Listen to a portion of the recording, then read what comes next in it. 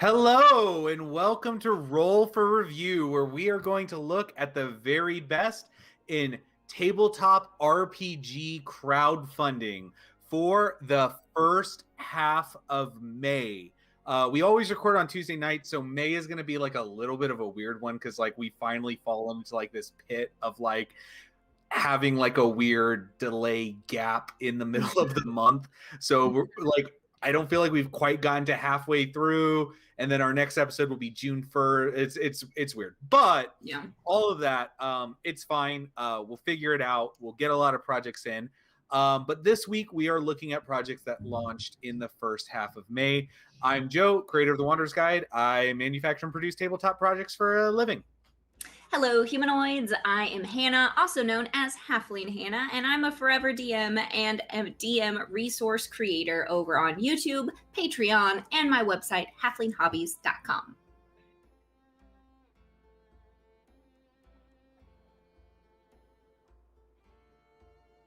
And together we are Roll for Review, where the three of us gather all the TTRPG related Kickstarters on Kickstarter for this amount of time, and we collect them just like Mr. Alex here collects STL files and dice. And then we show off the very best to you. Each of us have picked 3 of our absolute favorite projects that we want to highlight for this month. Now, that is not to say that there aren't many, many more amazing projects out there, but we are limited for time, so we've each picked 3. What we're going to do is we're going to present these to you. We're going to discuss them, go over all of the things that make these interesting, unique, and fun, which is why we picked them, and then we will give them a roll for review.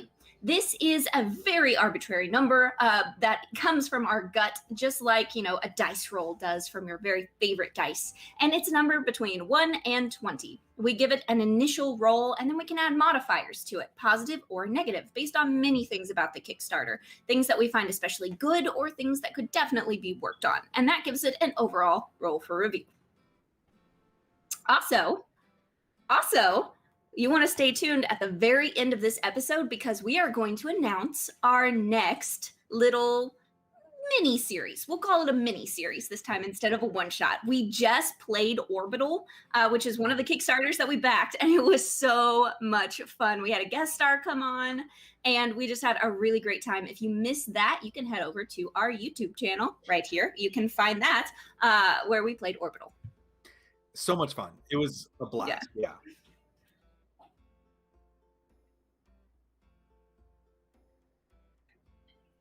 What? Yay! 10 clap. 10 clap. Get it? Because, yeah. Don't blame me. Somebody come up with that one.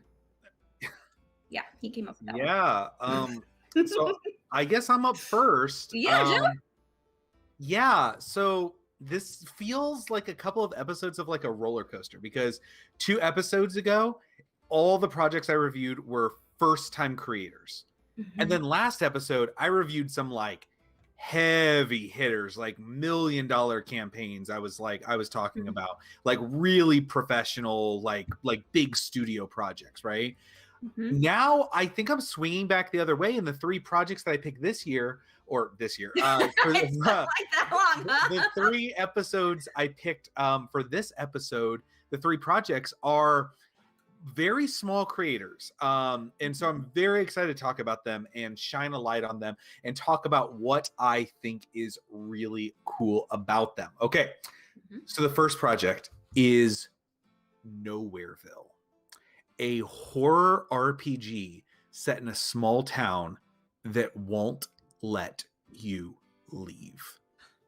So this is created by Craig Campbell, who this is his 12th campaign. Craig has been at this Kickstarter game. Been busy. Craig has been grinding. He's been on that hustle bus for a bit on this Kickstarter grind. We see you, Craig. We see you. Yeah. So good job, Craig, on that. Mm-hmm. But I looked at all of his other campaigns. He's had some that have, like he's doing steady work and he's got a steady audience. And this project is right in the wheelhouse of what a lot of his other campaigns have been at. He's got almost 300 backers and has raised $6,500. And this is very much more akin to a zine-like project than a fully fleshed out big RPG book, okay? And the price also will reflect that, which is good, right? But this project really caught my eye. First of all, I love this amazing, like, pencil drawn, like, shading artwork that it had. That was kind of like my first thing. Like, I saw the artwork and I was just kind of like, ooh, I'm intrigued. This is a little bit more interesting than like some of the which we're all big fans of. I should be getting that zine. I backed it, the Legends of Gallows End, which came out on Zine Quest. But Nowhereville. I am a horror movie junkie, and I like them all. The good, the bad, and the ugly. I like every type of like I will marathon every single Friday the 13th, right? Like I love that type of like horror slasher, like you name it, any genre. I mess with it all. I think it's all fantastic. I really enjoy horror movies. And the idea of playing a horror themed RPG, especially something that's ran more as like a very small campaign / one shot, had me very intrigued, since over on Roll for Review, we have some people that want to do some one shots here. But here's the thing that I thought was really interesting. This has vibes of like some of my favorite horror genres, which is like that Children of the Corn, Stephen King. There's that like deceptive evil in the background that you don't really notice up front, right? It's not, hey, there's a killer and he's killing people. It's that evil that lurks in the background everywhere that you look, where you're not necessarily seeing what it is, but it's always there just under the surface. And this is what I really liked about Nowhereville and what kind of like drew me into it. So let's talk a little bit about what this project features. So there is one rule book that is used for the players and for the GM. So this is not GM-less. This does have a GM. Character creation only takes 5 minutes. That's very cool. So this is like a very get up and get running type of project. Yeah, I know. It's pretty creepy. Oh, I love it. The picture's pretty creepy. 6 different archetypes and with supernatural capabilities. There is a complete town map with organizations, NPCs, monsters, personal secrets, other details. This is really cool, right? They kind of give you everything you need to run it. You don't have to kind of come up with it off of the top of your brain. Everything that you need to run this game is kind of already set up in here. And then here's what I really like. This was the one thing that like really like made me think like, ooh, this is cool. There's an intensity dial to adjust how your game plays. And when it comes to a horror movie, I like the fact that there's this like mechanism that can adjust the intensity of how things are running. There's a really famous horror RPG called Dread. And I would love to play it with you guys. Unfortunately, we cannot play it because it's a horror RPG, but every time your character needs to make a check, you do the check using a Jenga tower. So you might say my character's doing this, and you have to push a block out of the Jenga tower, and that's how you succeed or fail. So there's this constant like tension that like early in the game, everything your characters can do whatever they want, but the further you progress, the more precarious every decision gets as the evil that's hunting your group gets closer and closer and closer. And there's this like physical monolith of like how your party is like mentally and physically being held together, that you're staring at me like, we are going to die. Don't do anything. So the idea that this one has something that plays with that mechanism with an intensity dial is just absolutely amazing. I'm really, really excited about that. It's very, like I said, its character creation is very fast, but this project is done. And this is what Craig has said. Craig says this project is finished. It is, sorry about that, guys. What an episode. They said everything is finished, everything is done, nothing else needs to be taken care of, but this is ready to go. Let's talk real quick about the price on this one, though. So the price is $20. You back it for $20. Nice. You get the PDF. Get all and you get a link to buy it at cost. So we've looked at a project like this the other week. So it's one of those where $20 is the PDF, but then you get a code to buy the physical book if you want to. They're not toting it as this is the physical book. Right. So it's like PDF, and then you see, oh, okay, physical book. Yeah, they're like, if you want the physical copy, you'll get a code to buy it for very cheap at a discounted price. Mm-hmm. But it is $20. That's how you get in the door. That's your price. Mm-hmm. And honestly, for a PDF with this much content, I think that that's very well worth doing. Yeah. I think $20 is great, and I would be very excited to get $20 for something like this that has a lot of possibilities for playing with my friends in this very Stephen King-esque universe of Nowhereville. Saw X-Files on here. This could be so fun to just do a series of one-shots that are X-Files, one-files. There you go. Yeah. There's the name for them. But that would be so fun. One-files. What do you guys think? Do you guys want to play a horror RPG? 100%, yeah. Alex is a scaredy cat, though. Well, we can dial it down a little bit. Alex is a big cat. Can we be like Goosebumps level, Where that might be a little too Stein instead of that might be a little too intense for Alex. No. Fun story also. Are you a guppy? Apparently my audio's been off up until now. So hello everyone, I'm Alex. Oh, in OBS? Yep. Someone just commented saying my audio's been off. Look, I haven't said much yet. This is Alex, everyone. I'm Alex. That's Alex. It's been a night, man. It's gonna be one of those shows. Thank it's you, fine. Bigger Boat 12. That's why we roll with this. That's why it's live. It's okay. Warts and all, we're here. We're talking about this stuff. We're in the thick of it, guys. Nowhereville. I'm excited. I want to run a horror RPG for you guys. I think it'd be super fun. Yeah, I'd be down. So I took a look at this. Right, simple campaign. They're very upfront. They say, here's what it is. Here's the beats that we're gonna hit. Here's kind of a look at the character sheet, and they're very clear. And the price is very low. Mm-hmm.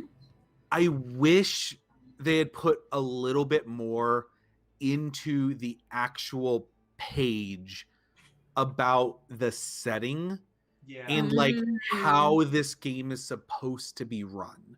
Because I want to know a little bit more about okay, when I'm playing this game, what are the feelings? Can you tell me a little bit about the background here, a little bit more about can you give me a list of here's some common scenarios that people run. Here's some common campaign tropes that we see that we expect people to use in Nowhereville. But I'm kind of having to make up a lot of that on my own. So a lot of the information that I'd like to give myself more reference to what I'm going to be doing here is a little bit lacking, though I do like the original concept.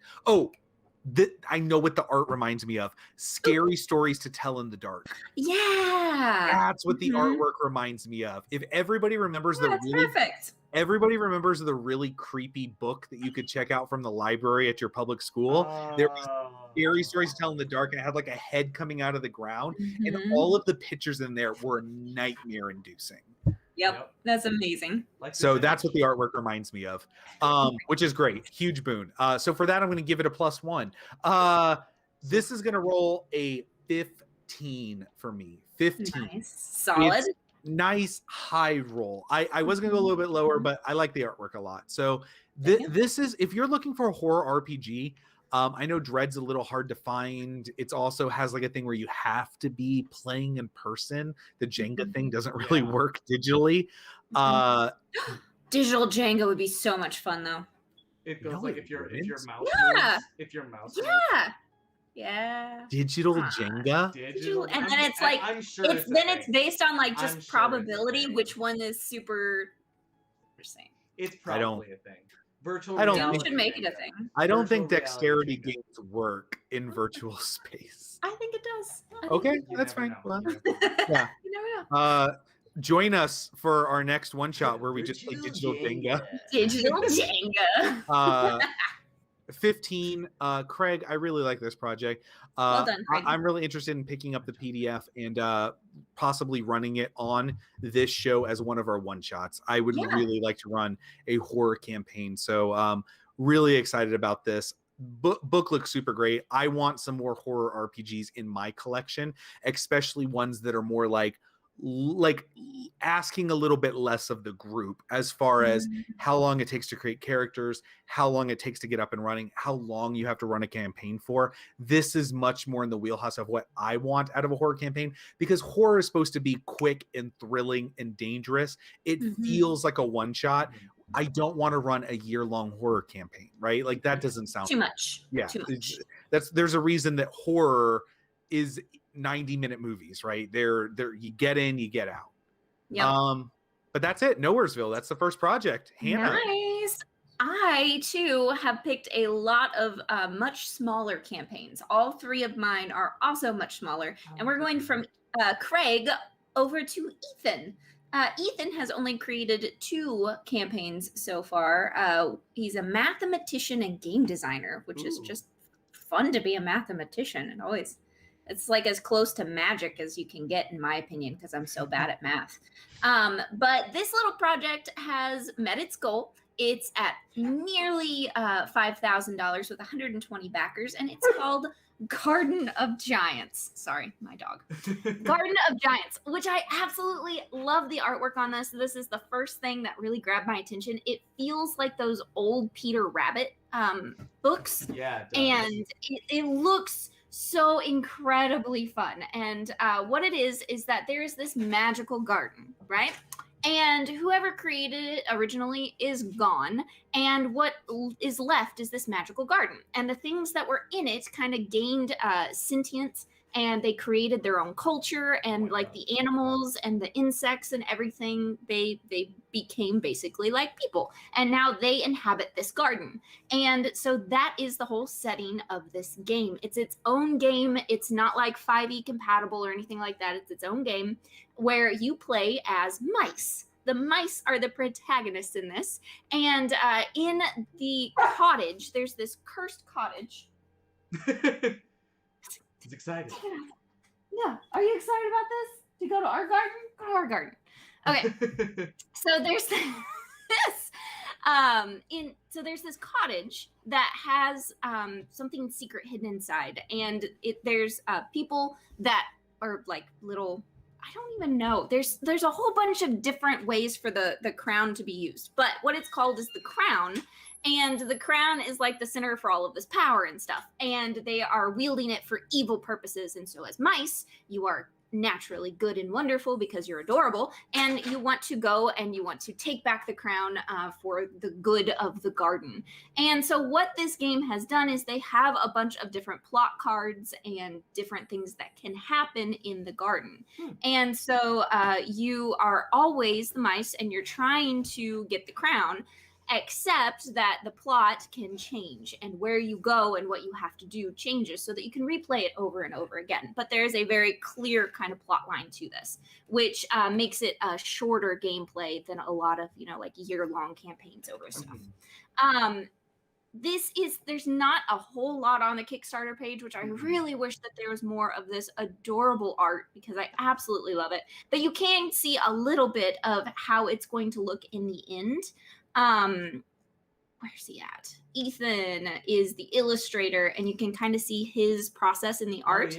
And it just, you go from the sketch all the way to the color art. And even the line art just has a really fun and whimsical, like minimalist feel to it, a lot like those old Peter Rabbit books, which I think fits perfectly with this. I kind of like the line art, to be honest. I did buy too. a black and white line art version. Yeah, I did too. I absolutely. I think the line art's perfect. There is a picture on here titled 4 New Plots. Yes. Mm-hmm. And it blows my mind how great that art looks. Yeah. It's so cool, right? The same Like I love the the little Ashtons. sheep sailing, and you see The the deep well. well. Yeah, the Oh, well that's above so cool. Yeah, because And they're I- tiny, right? It's I little love people. this photo of Applebrook with these two like you just get so much, Mhm. and then it gets even better because you scroll right past that and she's just like a bat. And the frog. That Yeah, frog. like Denizens. You know what the GM's called, by the way, in this? The GM is called the gardener, oh, I like which it. I think is, I love it. I love it. I want to be the gardener, and I want you guys to find the crown, and it will be wonderful and beautiful. And it has this sweet, innocent, whimsical feel to it where you just get to explore the garden and you get to go on little adventures in this smaller world case, which for you is plenty big enough. So yeah, I thought that this was Super just cute. adorable and fun and lighthearted, and I fell in love with it. Totally You can worth get, highlighting. Huh? Totally worth highlighting. Totally, it's super creative. Yeah. I love it. I just can't get over this one picture of the mouse where he's wielding the little needle, and it's got like the magical thread attached to it, like that's his wand that he casts with. I love it. I absolutely love it. Almond is his name. Almond. Oh, it's an enamel pin. Yeah, that's an enamel pin. It's gonna be an enamel pin. I want Almond. He does look like a little almond, his face. So what is the price point? So the price point on this is very affordable. For the digital version, it's just $15. So $15 for the digital version. If you want the print version, it jumps up to $40.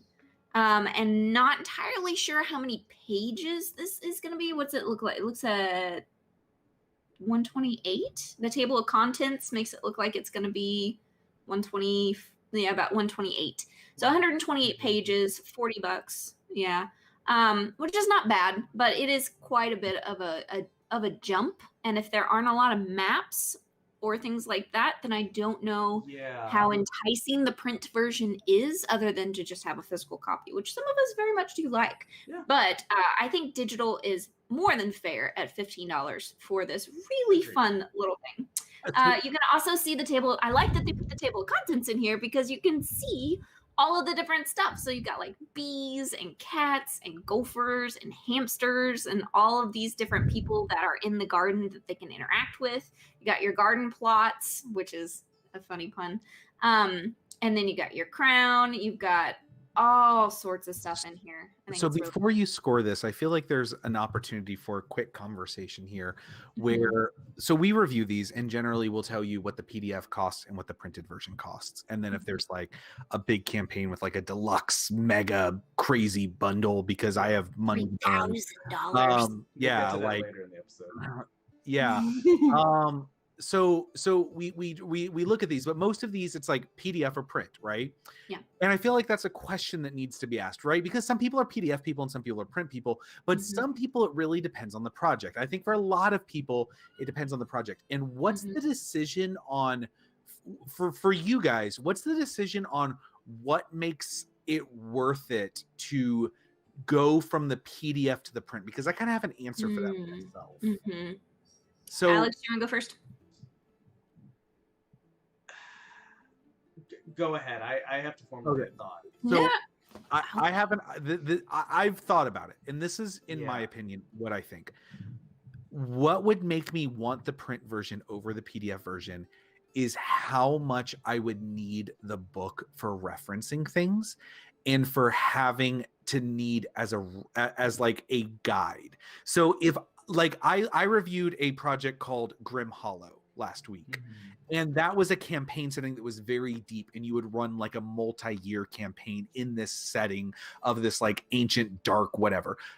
That I would absolutely never consider getting the PDF. I would only go for the printed version of that because I need these books to like have monster stats and to have player reference guides and spells and like all of these things. Whereas a project like this, I feel like the PDF is just the printed book just gets you up and running, and the rules get out of the way really fast with something that's like lighter in storytelling. And this is something you're going to play a few times. It's kind of looks like it's meant to be ran as one shots, like a crown story, a crown story, a crown story. You know, I don't think you're going to run a crown story for like a month, right? I feel like this is meant to be run in like shorter sessions for each story that you want to run here, and then you just do a different story. So for that, I feel like the PDF is more worth it here because of how you'll use it. You'll read it personally and then get into the game, as opposed to something that's more like a 5e type product where you're using it as this reference compendium as well, right? So I feel like there's that's the give and take in my mind, is like, how much am I going to need to have this book off my shelf reading it during a game? I find both are just as useful for reference, in my own opinion. I have books that I have on platforms that I just quick search and I find what I'm looking for and move on. And I find that way easier than having an actual book on the table.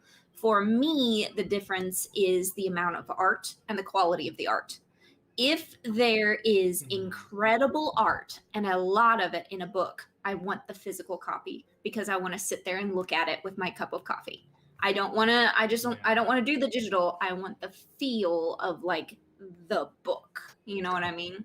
Yeah. So for me, it's the feel of it and the experience of me as the person running it, going through and looking at all of the art and getting all of these ideas and like just being immersed in the creative process that I find easier to do in a book than a PDF. So that's the determining one for me.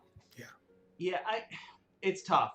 Especially nowadays, you know, everyone's starting to get back to playing games in person, right? It's going to start happening more and more. But I think a lot of Kickstarters probably experienced a drop in physical pledges like this because of the fact that more people are remote, and that makes it easier for people to say, we're gonna already be on digital. Might as well just have the PDF. I can share my screen with the PDF. I don't have to figure out how to project parts of a book or anything you might need for. So I think it's kind of tough to make that decision. But I'm more towards what you're saying, Hannah, in terms of I like to look. If the book is pretty enough for me, if I'm going to look at a lot of really cool art, it doesn't, personally, I don't care the way I'm going to read it. But if this book is physically beautiful, if it is a leather-bound book or it's got some beautiful art on the cover, or even quirky, something like this that's different. Like this art is very clearly different than a lot of the other books that I have. I'm going to put that on the shelf, man. I want people to come through and look at it and go, "Oh, what is this?" and pull it off. You can't do that with a PDF. I have D&D books that are just in the low part of my shelf somewhere. That reference, they go into storage when I need them. But if it's an art piece or if it's a beautiful looking book that's worthy of shelf space, then I'm definitely going for it. Yep. So that's maybe right. Roll it. Here's my role. This is creative. It's unique. It's something that I feel like was a missing area, and I absolutely adore it. I think these plot cards could be quite useful, and I like the addition of them for Dungeon Masters, especially. And Almond is just like, he deserves a +2 on his own. Yeah. I mean, those glasses, man. I was going to say +1 for Almond. He's +1 for Almond. It's adorable. What do you guys say, almond or almond? Almond. Almond. Like AWL, essentially. Almond. Almond. Say almond. Almond? It's an almond. Almond. This will be a half hour of the episode. This will be a half hour of the episode. Just keep doing it. Sorry. Anyway, +1 for that. But I'm going to give this a 14. There are some things that I really wish were on the page that just aren't quite there yet. But this is his only second created campaign. I have high hopes that this is going to continue on and get better and better every time. So 14 for that, +1 for Almond.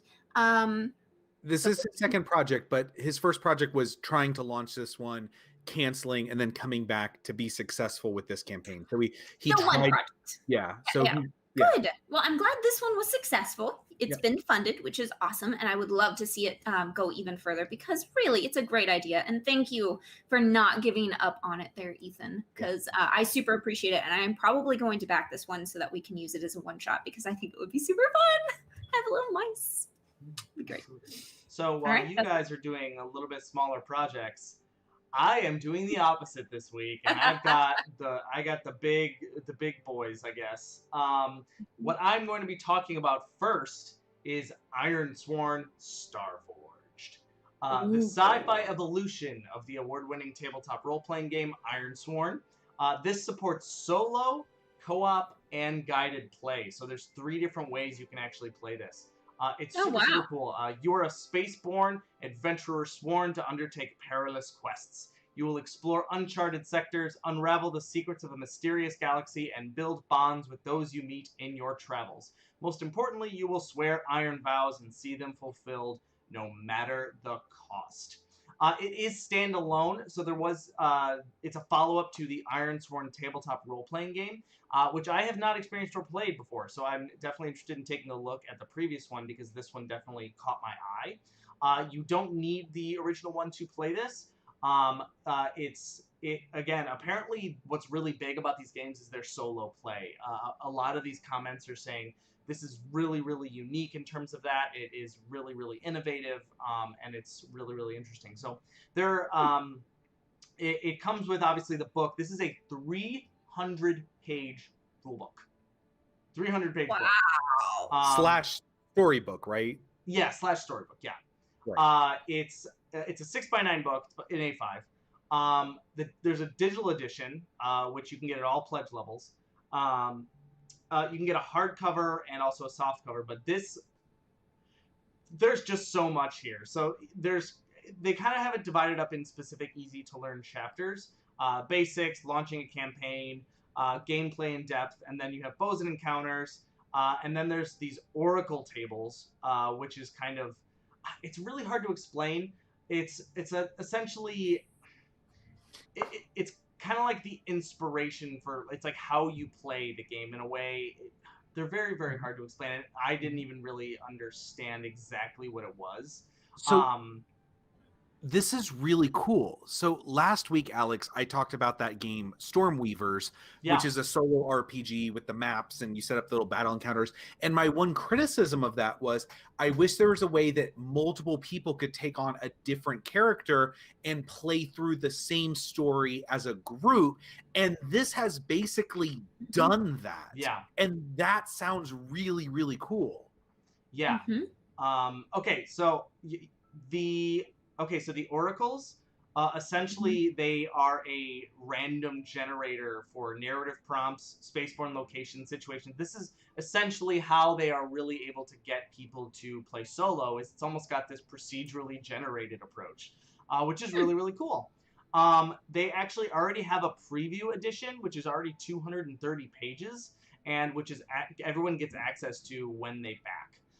Cool. There's also an asset deck that you can get. Alongside it, it's a high-quality deck of printed asset cards. They're key components, background, skills, traits, companions, and resources for your character playing throughout this whole entire story. Which is super, super cool. There's a lot of data on these cards, so I can only imagine that they're probably super necessary. Just by looking at these cards, there is so much data on here. Now, there's one thing so there's also a reference guide, but I wanted to touch on something here that they have, which is a $10 or more financial hardship backer level. And it's an honor system backer level intended for Ironsworn fans experiencing financial hardship. Now, I'm not exactly sure how this is exactly playing out. And to be quite honest, the name itself kind of turned me off. And we can kind of open this discussion, because I know there are kind of honor-based pledge levels before. We haven't talked about them here, but it's super... when you have a fan base, that's great. I am, again, not a huge fan of financial hardship being the name of the pledge level. I think Yeah, I think that's almost it touches on that psychological level of you not wanting to. It's like, I'm not going through a financial hardship. I don't want to click on that. I'm not a huge fan. What do you guys think? I mean, yeah, there's a pride element to like that kind of thing anyway. I totally get it. Right now, honestly, like if you're struggling to like pay your bills, if you're struggling to like find work, if you're struggling to, make ends meet, spending money on RPG might be out of the question for you. But having something like this, it's like a solo playable game that can like benefit your mental well-being, right, is super great. Like I've seen Yeah, things like with like community copies, right, like where you can that's what I think. pledge Yeah, for a copy and pledge for like another copy. So I agree with you, like the financial hardship naming of it is a little bit like, I'm sure there could have been some like better thought into that, because like nobody wants to click on that and be like, oh, I'm going through financial hardship. And for the honor system, I will say 440 people have backed at that yeah, level. But for the exact same level that is $10 more, which is it's the exact same thing, it's just the digital edition, you have yeah, 947 backers. exactly. So double the amount of people are pledging for the $10 more. And if it was reversed, where I saw that like, hey, 2,000 people are on this and like 50 people were on the other one, I would be like, okay, Yeah, people might be taking advantage of it. But it does look like, because this is something that's like solo playable and stuff, something like that, I feel like there's a good benefit in the community for offering this type of pledge tier. But I do agree, like calling it the financial hardship pledge level is like, it's almost like feels like punching down a little a bit. Like little bit, I'm right? sorry, that's not appropriate, because I know the creator doesn't No. mean that by any way, shape, or form. But like I feel like it's you don't want to, like, if somebody's going, okay, so if someone's going through a financial hardship, it kind of sucks to be reminded of that by clicking on a pledge level that says, I need the cheap version of that because it's going to help me out more. It would feel better if it was like community based, like Yeah, something that's more some, community or honor level, just like something yeah. that's not super focused. So that's where I'm at. Hannah, what do you think? I thought it was fine. I'd be like, yep, that's me. Click on that. Sounds good. Yeah, Thank you. and it's like, I have zero pride issues with it. Um, I'm a teacher, please. that being said, either way, they have raised $229,000, and I realized I forgot to mention this is by Tompkin Press, and their goal was $15,000, and over 4,000 people have already backed this, so they're doing absolutely amazing. It looks super super cool. It's definitely playing on a little bit of my fanboy of Star Wars a little bit. But I'm super super interested in kind of the solo play. I think that's super interesting, right? And what a lot of people are really being drawn towards here. Advances the art of solo adventure game design by leaps and bounds, bringing innovative techniques and systems to the form and helping to introduce solo RPGs to a new generation of players. That's super cool. I think that's something. That's by a game designer, John Harper there, and I think that's super super interesting. There isn't so they talk a lot about what you get, and I think they explain all of this super super well. But I think maybe a little bit of maybe some more art pieces, maybe a little bit more of a kind of the same way you were talking about Nowhere, Joe, or maybe a little bit of an example. Or I know you can kind of download to get kind of set up, but you have this kind of setting all the way at the bottom. And that's literally I'd all the have way to at the scroll bottom. away to find it, but oh my gosh, it's gorgeous. It is gorgeous, but It's so it's cool. all the way at the bottom. Yeah. So Yeah, to but we me, did that with the Wanderer's Guide too. We're like, art up front, we'll put the other stuff at the bottom. Yeah. yeah, for me again, I'm the kind of person who would really buy the book if it's super pretty and art focused. So Yeah. for me, when I'm like scrolling through the page, I have to go literally all the way past. Like for example, if I'm looking at a Kickstarter, when I start seeing like stretch goal lists and shipping info, I I was expect just that about I'm to at the say, bottom I think of the that page. it's the bottom. Yeah. I was just going to say that too. I was like, is it normal for them to be that high up? Because I Right? feel like that's supposed to be the end. Because the only reason I knew to keep scrolling is because I looked at my sidebar and Yep. it was like at the top of the page. I was like, oh, there's way more. Okay. And this is Yeah. gorgeous. It is absolutely It's so gorgeous. pretty. It's gorgeous. Like, I it's want super every cool. one of these as a poster or playmat. They're so pretty. And they kind of have like all of these descriptions about your character, how you play, moves. All of this, in my opinion, should go above like shipping, for example. Yeah. I agree. I agree. Yeah. This is how you play it, right? And this is the description of the oracles. And so in terms of overall, they are doing extremely well. This project looks super, super cool. Maybe in terms of a little bit of this page organization to kind of not bury the lead in terms of like you're talking about your solo gameplay and how amazing it is. Probably don't put it down below your shipping. But overall, I think this is a super, super interesting project.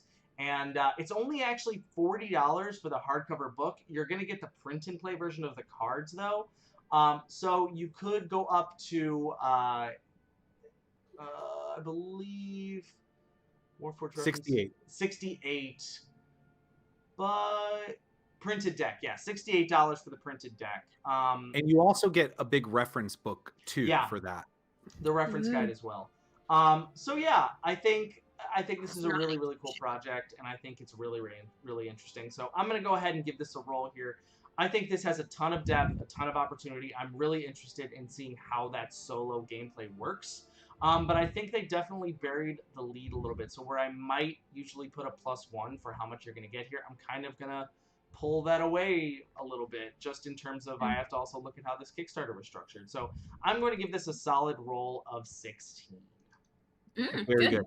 My biggest worry with this is how am I going to find the time to play all these solo RPGs, because so many of them look so good. That's true. Yeah. And I don't have the time to play all of them. Yeah, absolutely. So those have been our first 3 projects. We are going to take a quick break to hear about something that is near and dear to our hearts, and we will be right back. The Wanderer's Guide is a 50-page compendium designed to enhance your fantasy RPG campaigns. Immersive, beautiful I just maps discovered and that, artwork by and Andrew Bosley. I had to Dry backpedal so erase hard, so I was pages like, okay, for cool. quick editing I and was like, really? changes There's no as your art? campaign evolves. I An definitely did that abundance of earlier. tokens to add more character, landmarks, features, and customization to your campaign. An interactive NPC system for adding lots of variety and plot hooks for the Game Master to engage the players. Artwork featuring fun details and story elements to enhance collaborative storytelling, world building, and spark the imagination of the players and the Game Master. The Wanderer's Guide.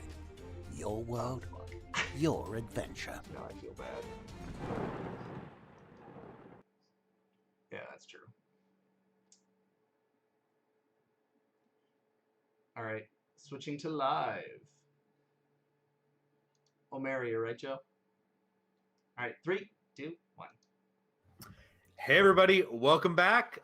We got a couple more projects we're going to look at tonight, and I'm really excited about this one. This is called Pexia's Guide to Omeria, which is a lot of words that you probably don't know about. 5th edition campaign source book. A lot of source books are going to be talked about tonight. A new 5th edition campaign setting with an adventure path that takes characters from levels 1 to 11. This is the 4th project by David Hamrick, who is known as DM Dave. Hannah, do you know DM Dave? I do know DM Dave. Not personally, by any means. Yes, I absolutely. So DM Dave does the exact same thing that Hannah does. Yeah. He is a Patreon DM source creator, right? Like he basically don't say that. Your followers might be listening to this. Well, he's better than I am. Go to him. I don't know what to tell you. But DM Dave has a group of Patreons. In fact, he brags 6,500 Patreon subscribers that subscribe to his Patreon. So he's rolling in it. Does he call his fans Davelings or something? I do not think that is true. So anyways, DM Dave, real popular DM, creating. I do call mine Hannah-oids. I don't actually. I was gonna say what? This is weird. Humanoids? Hannah-oids? Yeah. Either way, DM Dave been doing this for a while, been in this game, and he is bringing this Omeria, right? Which is a campaign setting that I really like, that he has spent the last 3 years creating with the help of his 6,500 Patreons. So his Patreons have been saying, we want you to add this type of information to Omeria, and he's been adding that. And this Pexia's Guide to Omeria is a campaign setting that is basically encapsulating the last 3 years of work that DM Dave and the Patreon supporters have created into a single compendium, which is absolutely wonderful. So there's 2 products that are being offered here. There is Pexia's Guide to Omeria, which is it's basically the campaign setting. It has a brand new player class, 12 subclasses, 6 new races, 60 new monsters, and more than 300 highly detailed locations. So again, this is all the stuff that like the Patreon supporters have asked to be created for this world of Omeria. And then he also has a second book, and this, I really like this, a second book called The Hand of Eight, which is a adventure path. It is basically a walk-through adventure. So think of it like Hannah, I've never played any of these, but you have. What's the starting campaign in D&D in the starter box? Oh, Phandelver. The Lost Mine of Phandelver. Yeah, the Lost Mine of Phandelver. I was like, Phandelers. Yeah. But it's like that, but it takes your characters from levels 1 to 11. So basically, if your group meets weekly, a year's worth of adventures to go on to take your group from levels 1 to 11, because that's roughly how long it takes if you're leveling up correctly. But yeah, Omeria is a fully fleshed out world. The thing about this campaign setting that I really like is you're going to get quality product. I've reviewed a lot of campaign settings on here. There's a lot of them that come to Kickstarter. Some of them look great. Some of them look a little weird.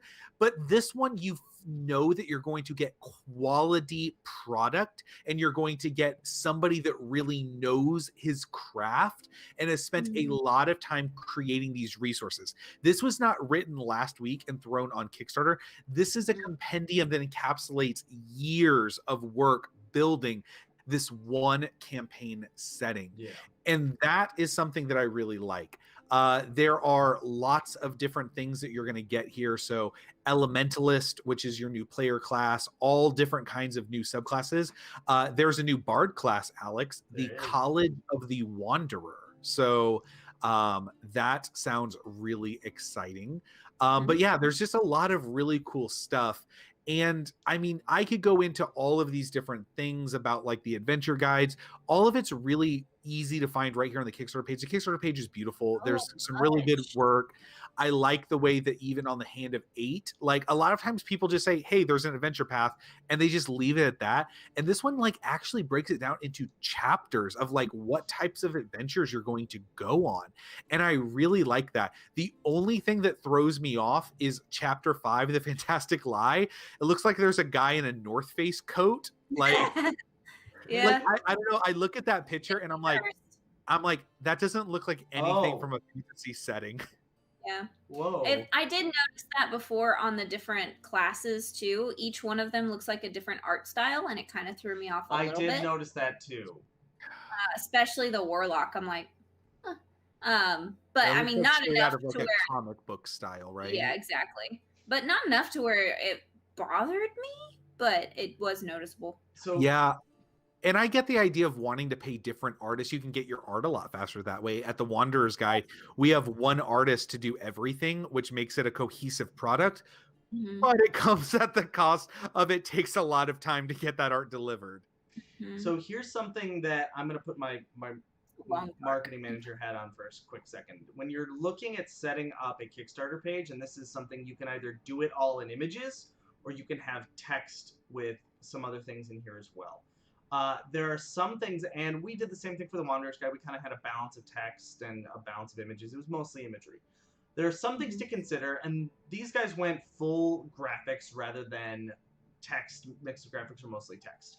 There are some things that gets picked up by Google when somebody's searching a page or somebody's searching through Kickstarter, which is SEO, search engine optimization. Now, when you actually put these keywords into an image, they actually don't get picked up. So if you're wanting people to search for your campaign for certain words, it might not show up due to the photos. Now, it's not a huge impact on Kickstarter campaigns, but if you're looking at this and wondering what's the huge benefit for graphics versus what's the huge benefit for just text, always things to consider that you might not know that actually do affect people's visiting your page. And those are just some things to keep in mind, that if you put your text on an image, it's not going to be read by Google. So those words that you might want people to be able to search for your campaign will not get picked up. Is it going to make or break your campaign? No. But I thought it'd be interesting to talk about really quickly, just mention if you are looking how you set up a Kickstarter page and things that you might not know affect it. Yeah. Real quick on the price point for Omeria is if you're not if you can get either hardcover book for $50. So standard RPG pricing. Okay. So you can get the regular book for $50, or you can get the Hand of 8 book for $50. I don't know why you would get the Hand of 8 and not get the Omeria one, but either way, that's it is what it is. But if you want to get both of them, you can get in for $95 and pick up both books. So you get a little bit of a discount there. That's very standard price for how much RPG books cost in today's market. But yeah, it looks like a great product. What do you guys think? I mean, Hannah, you kind of know the space in which this guy's working. I'm sure that you're not intimately familiar with like the Omeria that he creates with his Patreon backers, but I mean, what do you think about this product from a DM standpoint?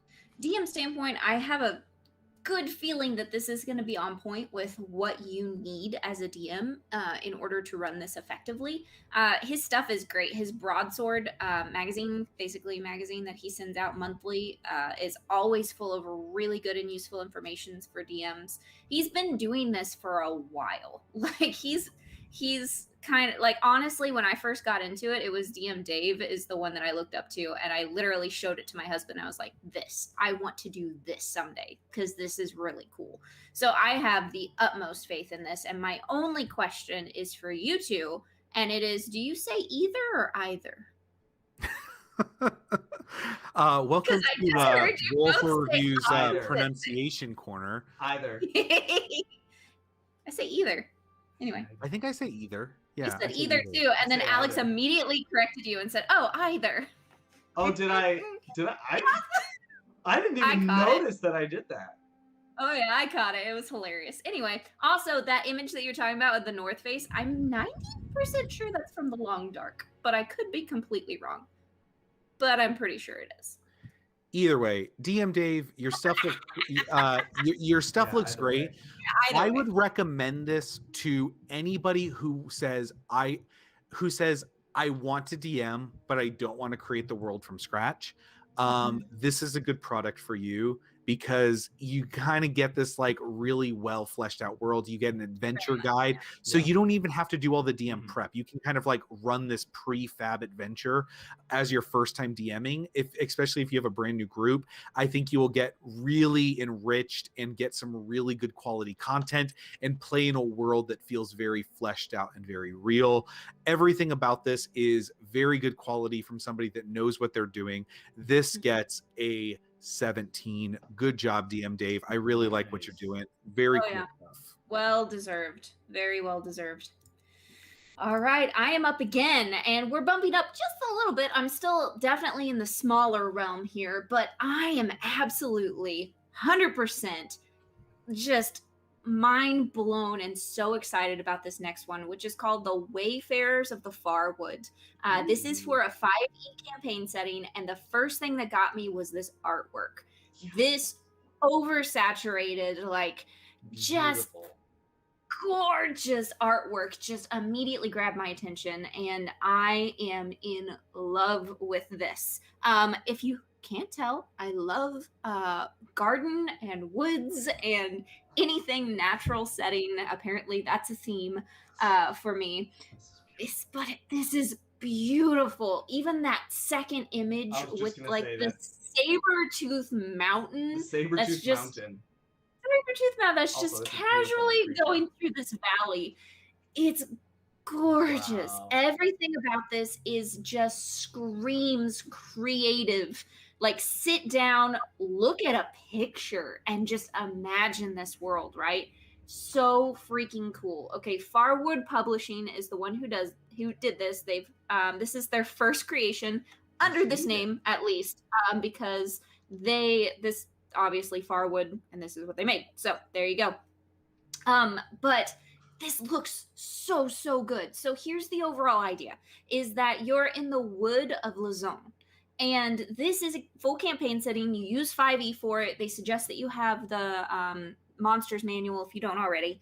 And it's this whole big wilderness world where if there are civilizations, they are few and very, very far between. And the whole point of this is that your group of adventurers has to look at the map. Okay, you look at this overall map, and it's a hex map, and you plot out your journey. And based on your level and like how much you want to do determines how long your journey is. They have this really cool system that I adore that is just based on your level. That is how difficult your journey is. So your journey, it actually kind of levels up with you. The encounters and the different things that you have on it levels up with you. So you choose your journey, and then here's where it gets super cool, guys. So there's this innate magic that's a part of this world that sometimes like kind of erupts and sends out this wave of magic that changes the environment. So you actually don't know what kind of environment or what kind of monsters you're going to be dealing with on your journey, and neither does the DM at first. You roll it, and you roll the environments that they're going to go through, and you roll for the creatures that they're going to encounter based on their level.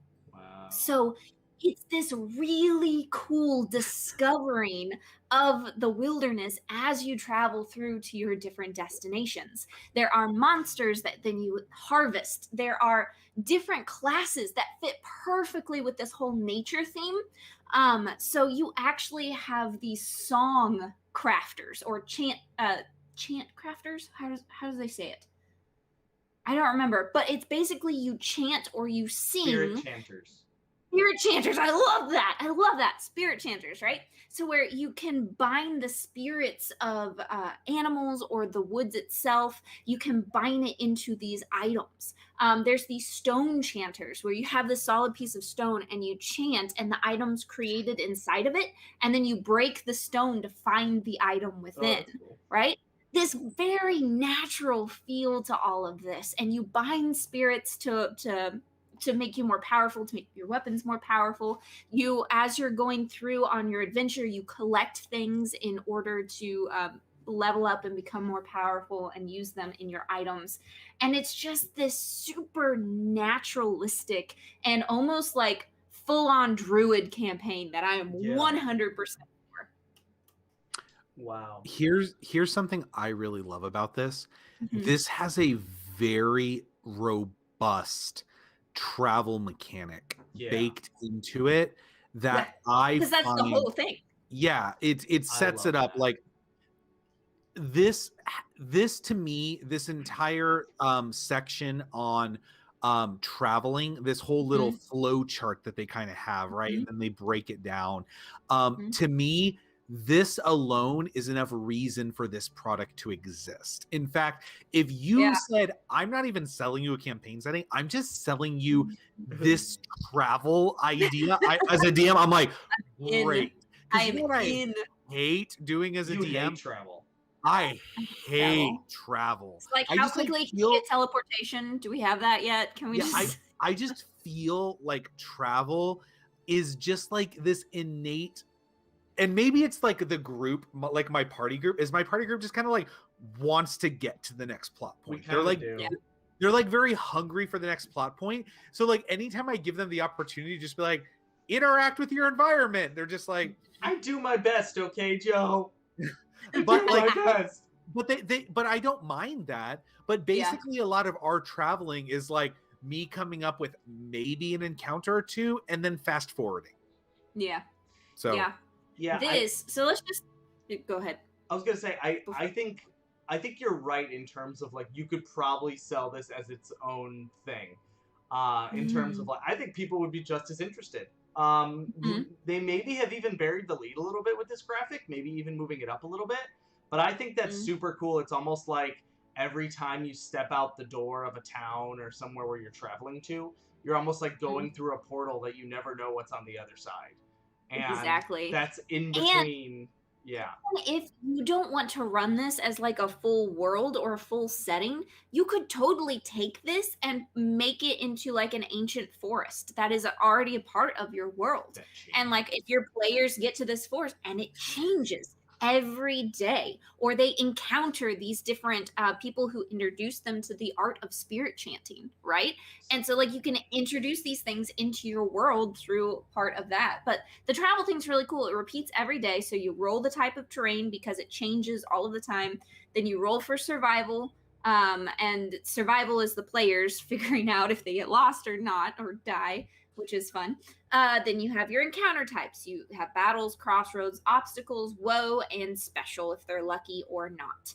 And then that's the end of the travel. You select your encounter, end of travel. Like, so that is kind of the process, and you're traveling through, and oh my gosh, this artwork is so beautiful. I want more. Give me more art. And then even look at this, the depiction of the primal beast. Honestly, one of the Farwood. I would buy that.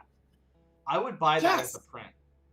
Could you imagine on like cloth? Imagine a bunch of like as an add-on, a bunch of these like actual depiction art pieces of all the different primal beasts and gods. Apparently, it's not a Cybertooth mountain. Apparently, it's a Barandor. But you know, but I would buy that. I would legitimately like as something. Maybe if you're playing in person. And you have all of these cloths, and you open up this chest in this location. Maybe in the forest, you see a piece of cloth, and you find this. And they your party members unlock each parchment piece that shows a potential new boss that might be in a location. Yes, 100% would do that. I love it. Oh, that would be so cool. Even the style of this is so cool. All of that is so cool. The idea is so cool. The new classes are honestly unique and fill a gap. Like, I love the naturalistic focus of all of this. I love that the armors and the items and everything is so like tied to nature in a way that we just haven't seen in a lot of stuff.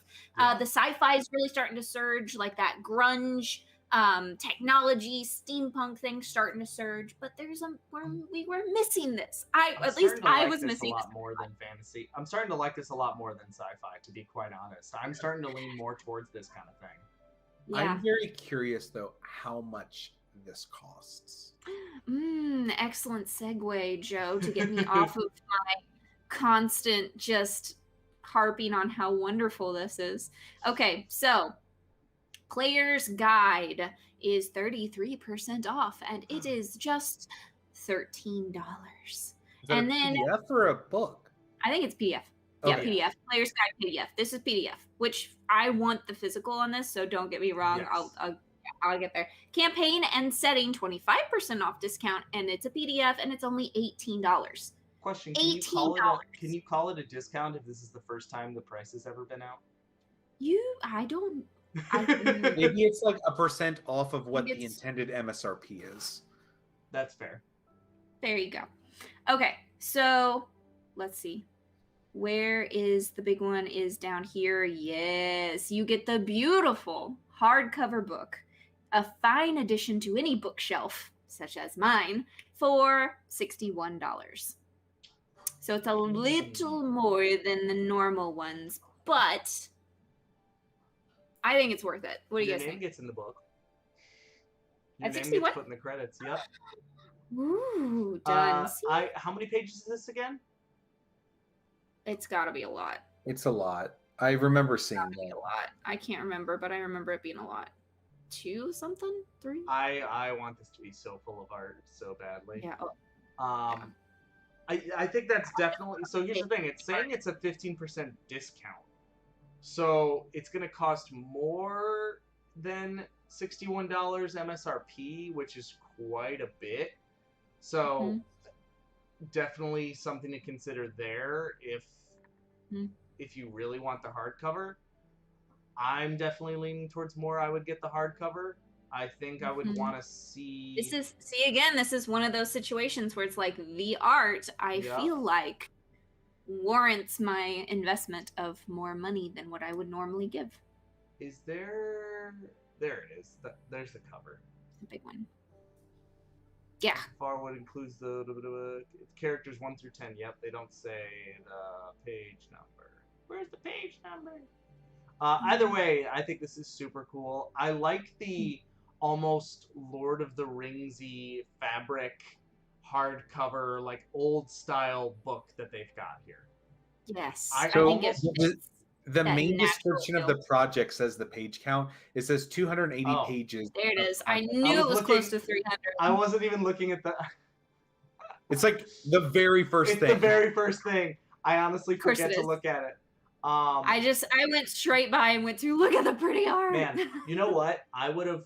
This is gonna be it, just the designer in me. I would, because you have the letters and the text in that silver. I would have taken the outline. I would have taken out that white box on the cover, and made the sword and the flowers into like an ink into that silver foil, and I would have made that the cover without that white box. I think that would look really, really cool. Look But really just saying, I think this is super cool. So what are you going to roll this? I am in love. I am in love. And so I have to give it a loving roll of 17 plus 1 for the classes, which are super unique. I see so many new class, new whatever. I see so much of that. And very rarely do I get excited about it. Yeah. I was excited about last week's So- Salamar. Yeah. Yes, I remember. You were quite. But that was a race. That wasn't a class. Right. These are like, I don't know. I'm just super excited about these classes. So I'm going to give it a plus 1 for that and the absolutely incredible art that is in this, along with the other creativity. I can't, in good conscience, give it more than the 18 that I'm going to give it, but I definitely emotionally want to. It's really good. Here's a weird question I have for you, Hannah. So you, like me, are a forever DM. Like unless I'm playing a one shot with you, I never expect to actually ever be a player in a game. I like DMing, right? Yeah. That being said, one drawback of that is I never care about classes. Like whenever I look at a project, classes are just like because it's not something for me to ever choose. So I just kind of like gloss over it because it's a player thing, not a DM thing. You never subtly push your players in any class direction? No, I want my players to have complete. We played a party. They have complete control. I'm just like, hey, you know, this class feature is really cool. We spent 6 months playing with 2 bards in the party. My players can make whatever decisions they want. Yeah, I've never told someone they couldn't play class. Hear me out. Never. But if there's a really cool class that I don't think my players have like heard of or fully thought about, and it mashes well with their personality, I'm just like, hey, have you thought about this? It's like in Barney. It's like Barney when it's like, have you met Ted? Like, that's what Oh, I I do. thought you meant the TV show, like, Yeah, I I love was you. You Yeah. how I Met thought Your the Mother. Purple Dinosaur 2. That's Barney where my and How I brain Met went. Your Mother. Barney and How I Met Your Oh Mother. my god. That's See, not- as a player, I'm starting to be more interested in the subclasses. Now that I started with a bard, I was always interested in being a bard. But I'm looking at how people like will take a character and like use D&D to make that character. For example, like a monk that has like some form of shape-shifting ability that has something based on like gorillas, and it's literally Goku from Dragon Ball Z. Yeah. Like that kind of stuff. My husband did Rurouni Kenshin, so he did a samurai monk that was a pacifist, and he only ever knocked people unconscious. He never killed anyone, and it was super fun. It was super fun. But yeah. So anyway, I adore this. I love classes because they give me NPC ideas, and all of my NPCs have a class or a feat. That's kind of how I base what they do. And then I just think this whole thing is gorgeous, and it gets an 18, and I'm gonna stop talking about it now because I will talk about it all night. Alex has another $1 million campaign to talk about. And I am so excited to talk about Dungeons and Lasers 3rd Edition. Modular Dungeons in Fantasy Town, 106 plus NPC miniatures, 5e campaign, dragons, and animal companions. Holy cow. Wow. This is so cool. It's by Archon Studio. It's raised $885,000, almost $5,000 back, $4,782 to be exact. This is so cool. This is step up your in-person games so much with these amazing modular studios that are so reasonably priced. It's ridiculous. So there are so many different things here to talk about. They have it kind of structured in a couple of different ways. They have core sets, which are essentially like, this is like, you can set up rooms three-dimensionally, and they're modular pieces of tile that link together, and you can customize the specific rooms to make a specific map. They even stack to make basements and different floors. Oh my god, it's so cool. Awesome. They fit all the miniatures. They all click together. It's like this super cool proprietary clicking system. So the way this is structured out, and really quick, they have this GIF here of somebody flexing the piece, which is brilliant, by the way. Yeah, brilliant. How strong it is. That's something that is super useful and not a waste of space. Like that is a good use of a GIF.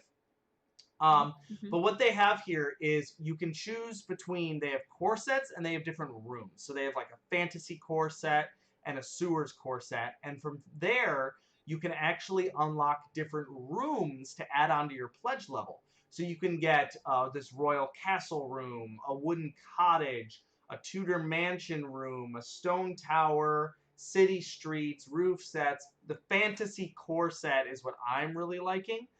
It's this really, really cool giant set that looks like a fantasy room / tower that could really be considered anywhere. This cursed cathedral room, dwarven mine room, fantasy, all of these different cool rooms. But then they have an NPC set of townsfolk. So they have all of these different merchants, innkeepers, tavern maids, noble ladies, peddlers, snake charmers, mounted guards, different swordsmen. They have like over 100 different NPCs that you can add onto this pledge. Now, they also have an Adventurer's Trail 5e campaign that you can get along with all of this. This is like everything. You want to just like start off with a campaign and a map, and you're the kind of person like me who's like, I want somebody sit down and go, holy crap, this is so cool on the table. We can put our characters here in these locations. And I built this myself. This is like what I would do if I were to become a DM. This is like, I'm sitting on my table and I'm doing all of this. I am going all out. I am setting up all of these different layers.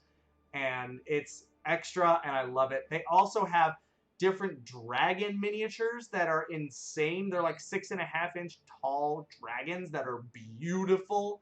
And so insanely detailed. This last one, Oregon, is freaking gorgeous.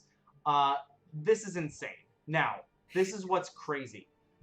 If you look, $104 gets you one core set. So, for example, you can get the fantasy core set, 3 rooms, the Townfolk starter set of NPCs, all the stretch goals, the PDF of the campaign, and the connectors set of all of this for $104. Wow. That's insane. That's crazy. That is so much for just $100. And you can mix and match. You can do one core set or 2 rooms, and then you would have 5 total rooms. And then as you go up, you can either do just dragons for $121 if you just want all the dragons. You can do the Town Pledge, which is $172. We get you 2 core sets, 7 rooms. So again, $72 more, not even doubling. You are more than doubling what you're getting in the set, because then you're going to get 2 core sets, 7 rooms, all the stuff I already said. This is an insane deal. And I am flabbergasted by all they're being able to provide with this price point. One thing that I wish they did, they have the graphic of the rooms and core sets towards the bottom, which is in the pledges. I think they should have this laid out in a way where it's core sets, and then they show the fantasy and the sewers, and they have all the core sets. Then they have rooms, and they organize that way. They're all kind of spread out randomly a little bit right now on the page, and that made it a little hard to see. I know they say room in tiny words on there, but if that's a little hard to see. So I think organizing that way would be a really good idea. But oh my god, let's talk. I'm in love with this. I think this is so cool. I don't know. Hannah, do you want to go first? I don't even know what to say. I'm like amazed and just going through like the lava rooms. Yes. So cool. Like, okay. I have zero interest in this. That doesn't surprise me at all. It No. doesn't surprise us now. Yeah. Where I'm like, I am not this DM. You know, I see pictures of people who build these insane tables of like docks and a big mountain and a village, and every NPC is named and has a miniature, and they can walk to them and they can interact, and you can pick up your little miniature and you can be like, hello, I'm the miniature NPC, I'm the blacksmith, and I'll make you, like you can do that. Hey, cool. But I look at that and I say, it's so limiting.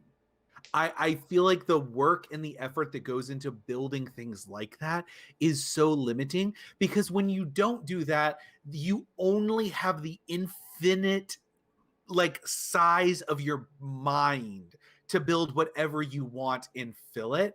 And I like playing in my mind, which is a little bit why I wanted to create the Wanderer's Guide, because the Wanderer's Guide is basically the same thing, but instead of building this giant table and spending hours making this thing, you open the book and show the artwork and say, this is where we're at.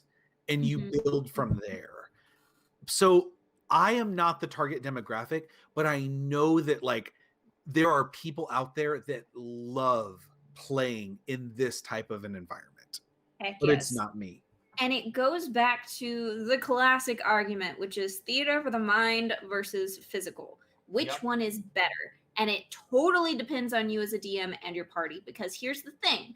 It's only limiting if your party is super engaged in asking questions. If you do not have a party that is just as creative as you and wants to explore and see what happens, and if I go over here, what happens? If you don't have a party like that, they need this physical stuff. Sometimes it's more limiting not to have things because your players don't know what to do. However, if you have this whole scene in front of you, they go, oh my gosh, here are all these possibilities. Can I go over and search these barrels? Because I see barrels here that maybe they wouldn't have thought to do in Theater of the Mind if they're not experienced players. So it actually creates way more opportunities for certain players than it does for certain other players. And it goes back to that whole argument. I'm actually both. I run entire sessions that are nothing but Theater of the Mind, and then for certain events, certain things, they come into a big city, boss battle, whatever, I'll build something like this, and that will be the scene for that, because I want them to look around their environment and use use what I put in the environment that Exactly. otherwise they would not know was there. Yeah, That's my count. I think that was a really great point. I think that's really, really good to understand. Because for example, I just found out recently that not everyone has an inner monologue or can visualize things in their head. I just found that out, that's not a thing that everyone has.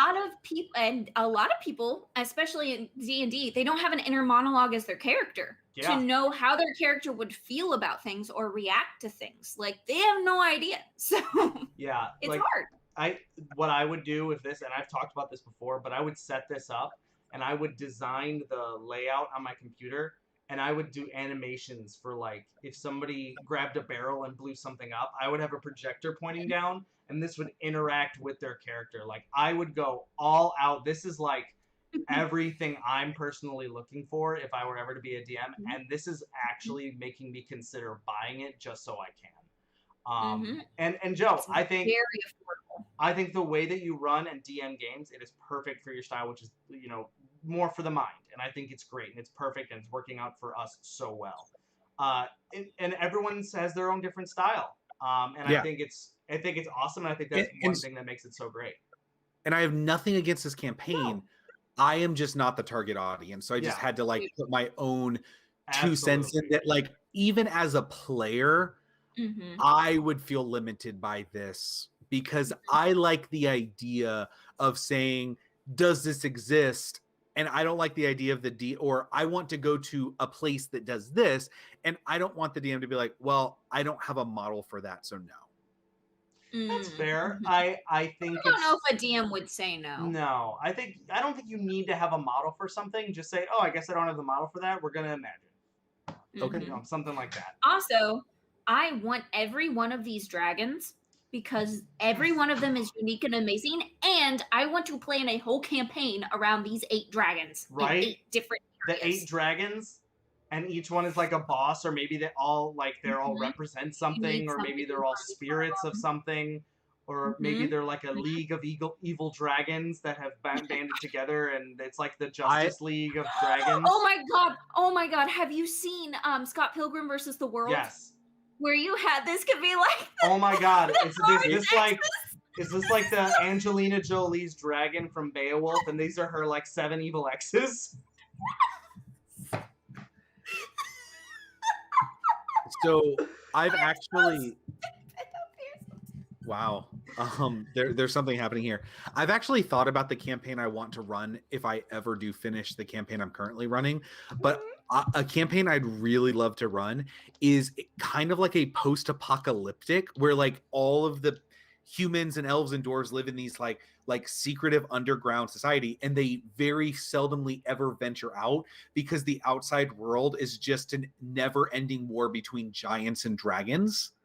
And like just so it feels very post-apocalyptic, like you're in your bunker, you have your community, and like traveling is extremely dangerous, but like I've thought like, oh, that would be fun, like a fantasy post-apocalyptic type of setting. So all of this, not to mention there's a 5e campaign that comes along with this, the Adventurers Trail, an annual festival celebrating the adventurers lifestyle and organized to recruit adventuring parties to serve the city. Parties go around the city taking part in small trials to test their worth, collecting champions tokens along the way. There's also a story that goes along with this. I have to give this a roll. Because this is not for everyone, as Joe's talking about. For him as a DM, it's not his exact style. I'm going to start this off at a 17 because it is more niche, okay? But because of price point and quantity, this is insane. So it gets a +1. And they're high quality, And high quality, beautiful, brilliant. This is getting 2 different +1s for a total of 19.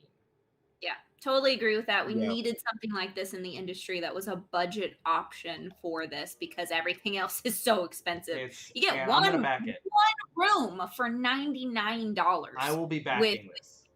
Is that the Dwarven Forge? No, Dwarven Forge is more expensive. That's what I'm saying. Like that's really, really expensive, right? Yeah. I've heard people spend like $5,000 outfitting a table with Dwarven Forge. That's a lot. Well, that's our second round of 3 projects, so we're going to take another quick break to hear from one of our hosts. We'll be right back. Hello, humanoids. I'm Halfling Hannah, the creator behind Halfling Hobbies. And here at Halfling Hobbies, you are going to find DM resources and only DM resources. We are here for dungeon masters, creating all sorts of things from puzzle templates and downloadable puzzles to DM binder pages, NPCs, loot cards, everything that you could possibly need to help give your game advantage. All of it comes with a healthy serving of food and drink, along with that special halfling hospitality. So grab a mug of ale and a slice of cake. Guys, I sit put together back, this campaign. relax, We're and gonna play dig through this. in I to put a lot of Halfling time into it. Hobbies. This is gonna be the one we play for this amount of time. This is gonna be fun. Like that kind of thing. Yes. Shorter campaigns. That's what I'm thinking. Awesome. We are going to go back in 3, 2, 1. Hey everybody, we're back. 3 more campaigns. Really excited to talk about this one. Mostly because I am very much, this is another project where I'm a little overwhelmed by what I'm looking at. Because it's a little crazy. So I'm going to talk about a campaign called Broken Tales, a dark tabletop RPG of upside down fairy tales where villains seek redemption and nothing is how you remember it. So this is the very second campaign from the World Anvil Publishing, which is a partnership between a Italian and I was trying to remember. It said Finland and Italy. So there's like this like Finland, and they talk about this in their like company description, how like it's like a blending of these two cultures, and I'm just like, cool, okay, because like I know that like we've seen a lot of that. As far as like we've seen a lot of Italian campaigns, right? We looked at the Dante's Inferno, which was like which was extremely Italian. So I know Italy has like a lot of like really artistic like setting focus that they have for this, and I feel like a lot of the campaigns that we've seen come out of the Nordic countries, we looked at one not that long ago, which was Remarkable Cults and their followers, and so they have maybe a much more pragmatic approach to RPGs, and so this company is very much saying that we're a blending of these two styles. So I kind of like that. That's pretty cool. And this is an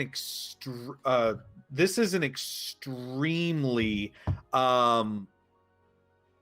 vivid campaign. Okay, like when you look at this, I love the main art. Can I just say that real quick? I freaking love it. How it looks like the wolf with the grin and the eyes, but it's really made up of all the characters. Oh, it's so cool. Okay. It has this very like it's very striking, these like bright reds and dark black. Did you not see that before, white. Alex? You didn't see that? It's a wolf? Yeah. It's so cool. Oh, yeah, it's made up. It's individual characters inside of it. Yeah. So it looks really, really great. But I wanted to really quickly try as hard as I can to really talk about what this campaign is. And it reminds me of those like very dark, twisted, grim fairy tales, but like gone very macabre and wrong, right? I remember when I was a young child, back when you could buy computer games in video game stores, and I remember like going into these video game stores and just looking at these like PC game like boxes. They would come in like big boxes. If you guys remember that.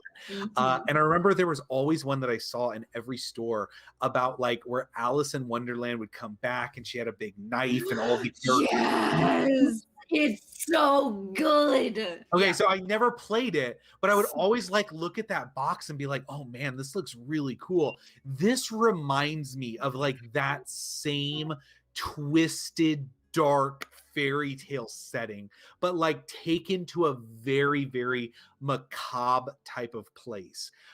It's very much inspired by like children's tales. So like all of these children's tales, like Baba Yaga and the Old Wolf and like all the Pied Piper.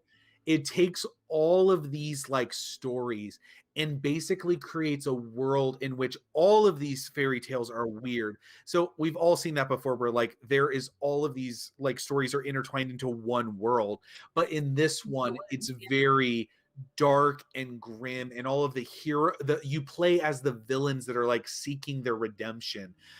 So I think it's very interesting, because you're playing as hunters, you're running these different scenarios. You run like kind of like pre-made scenarios, right? So Red Riding Hood, the Three Little Pigs, Pinocchio, you are playing as hunters, but you are actually running through these stories that they have kind of like laid out for you. And I think it's a very interesting take on a way to play an RPG. It seems like it's something that's extremely niche and extremely specialized for the type of people that are going to be interested in playing this, because I feel like you have to be in the right kind of mindset to want to play a game like this, right? Where it's very specific vision, like you're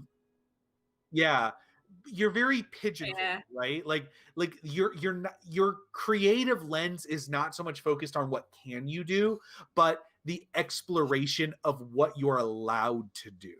And so I think that because of that, like some people play RPGs for that openness and for that exploration, and here you're playing for the environment, you're playing for the feeling and the more like storytelling aspect in this world. So you're trying to all get on the same page for like this mindset.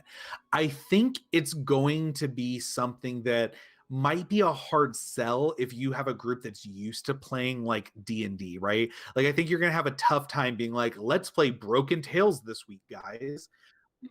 But I think if you have a group that's kind of like wants to try new and unique things and spend their time to really get involved in the world that you're trying to like set up, right? Like when we played Orbital, we went into it with the mindset of like, this is the world that we're playing, right? We're starting this new thing.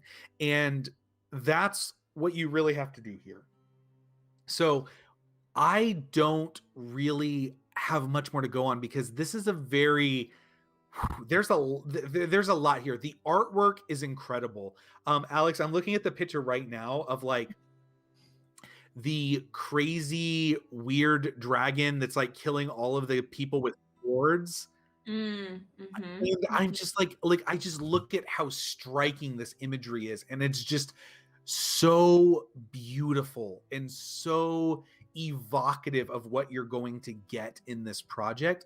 And I think that that's kind of like one of the beauties of why I decided I want to talk about this campaign, even though I know that this is something that's like a very hard sell, because the way that this Kickstarter page makes me feel is a little bit scary, right? Like it makes me literally a little terrified of all of the things that are being shown to me.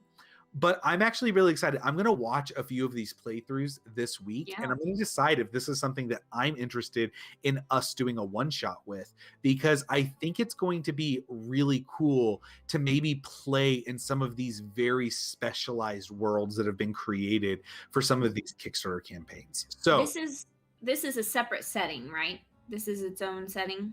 Yeah. This is okay. Yeah. So you said that it might be a hard sell for 5e people. I'm wondering if there might be a way to kind of blend it, because you play as the normal bad guys, right?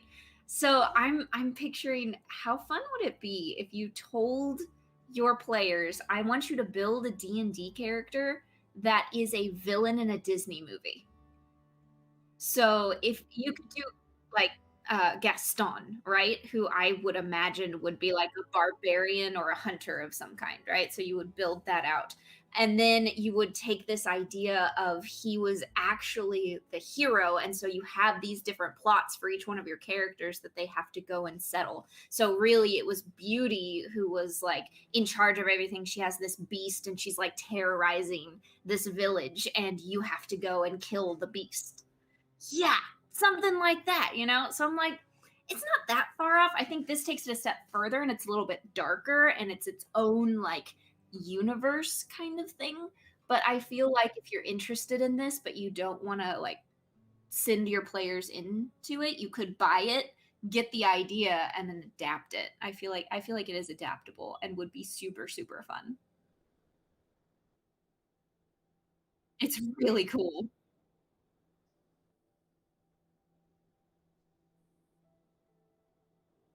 Mhm.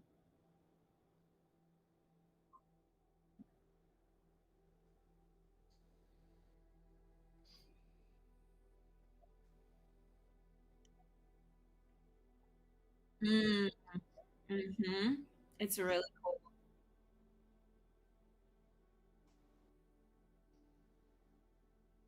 It really would.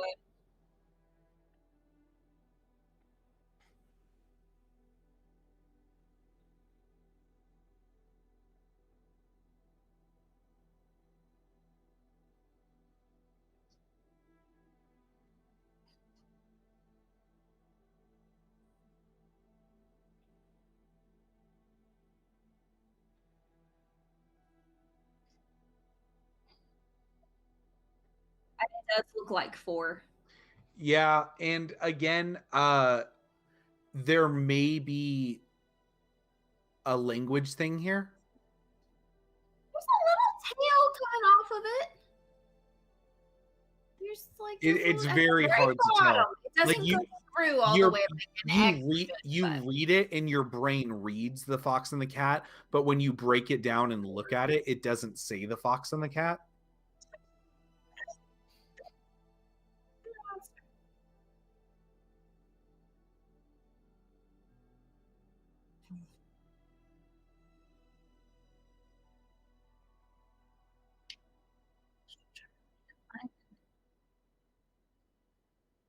Oh, no, it is an R because in Hearts you can see it does the same thing. It has the little tail that comes out in the image down below. So it is an R.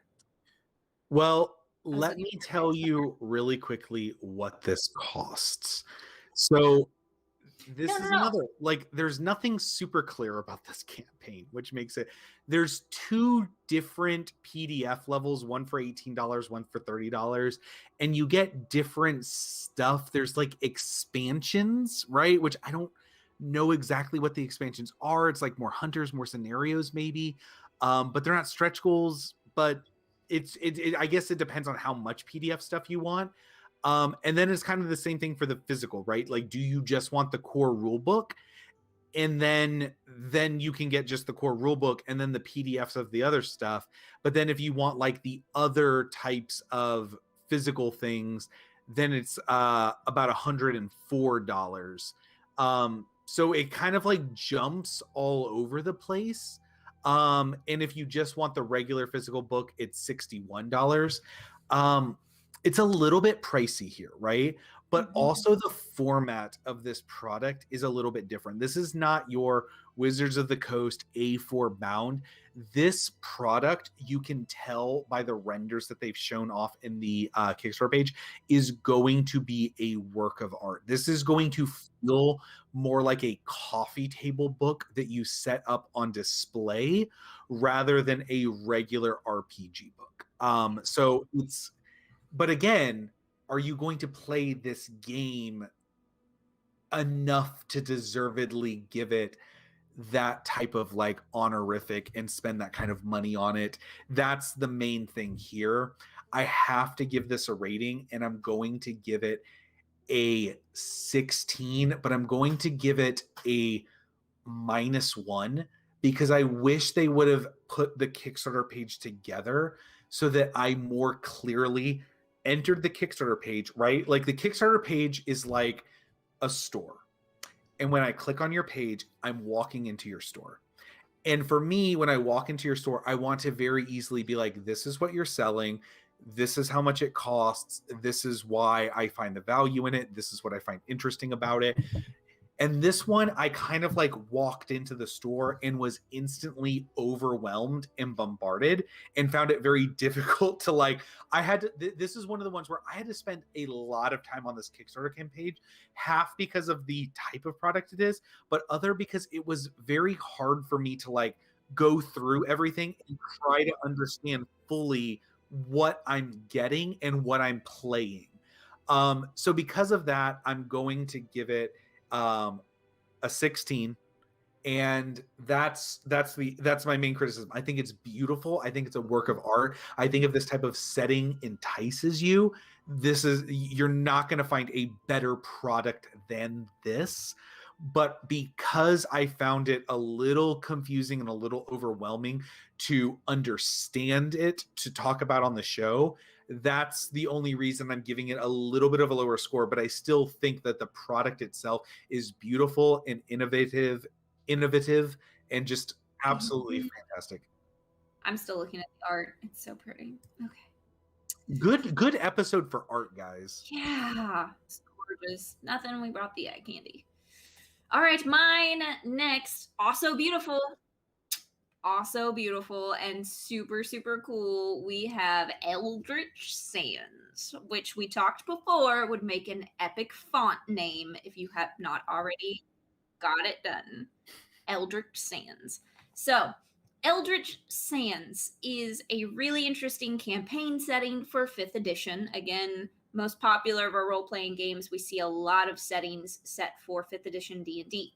So this is an apocalyptic future, one on which the brink of a human-made annihilation, such as this incredible-looking sand beast thing with Eldritch energies like coming through it and out of it, and it's just so cool. With the Aurora Borealis behind it, it's so awesome. So basically, this is heavily influenced by 70s and 80s science fiction and horror, which I am super excited about. It's like a vast and endless ocean. It's a never-ending desert, remnants of once very life-filled planet, but now because of people, it is nothing but a giant desert, hence Eldritch Sands. So what people do is they basically use this Eldritch energy to build their own kind of suits. And so it's like this mix of mech and magic, and there's all these different places that you can go. You can go under the planet where there's all these different things that happen there, such as deep water spiders, which is nope, not a fan of that. Oh, I don't like that. Did you guys sit there? Go back to it. What are you guys doing? I don't like that. Yeah. There's one coming out of his mouth, I think, which is nightmares. I don't like it. This roll's a 1. I don't like it. I don't like it. Horror, right? So there's the horror. So there's an Eldritch dragon that's far below that you can go toe to toe with. And you've just got these different areas that have been twisted and changed by this Eldritch energy that has been unleashed and kind of ravaging the world. But at the same time, people also use it in order to create these suits of armor that they use to fight these anomalies that happen. And in the end, what you're trying to do is save the planet, because who doesn't like that? So it's a pretty simple, straightforward, this is what this is. It's a campaign setting. We've got this really cool class option and these, this Eldritch energy that's a part of it. It's a fairly short Kickstarter page that really grabs your attention with the super cool art, and then leaves you going, I am interested. I'm not entirely sure what I'm getting, but I am very interested, which is exactly where I ended up after looking at this page.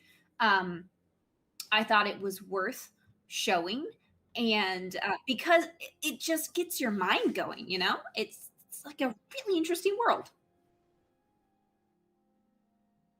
Mm.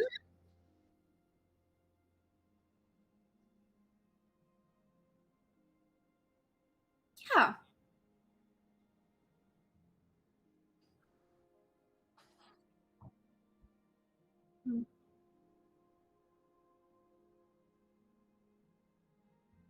Mm-hmm.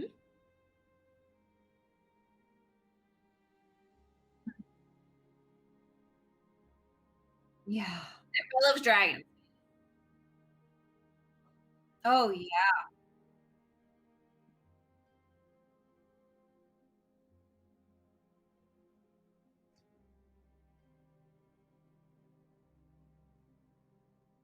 Mm-hmm.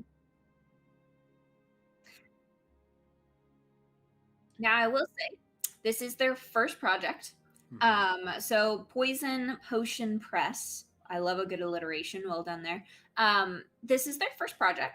And for being a first project, this is pretty darn good for a Kickstarter page. You know what I'm saying? Like, this is attention grabbing. It's interesting. Yes, we could make some improvements, so I know a little more about what's going on here. But in the end, they got 266 backers, which I agree there should be more. Like, this is super cool. But they have met their goal, and this is going to happen. So if you would also like to go and back it after seeing this really cool thing, go and do that. Share it around so that other people are exposed to this as well. Because I think this is genuinely a really cool idea, and I think a lot of people would really dig this.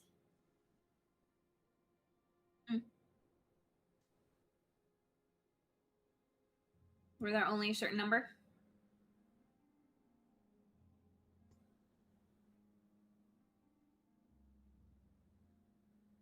Really? What can you get? Yeah, I mean,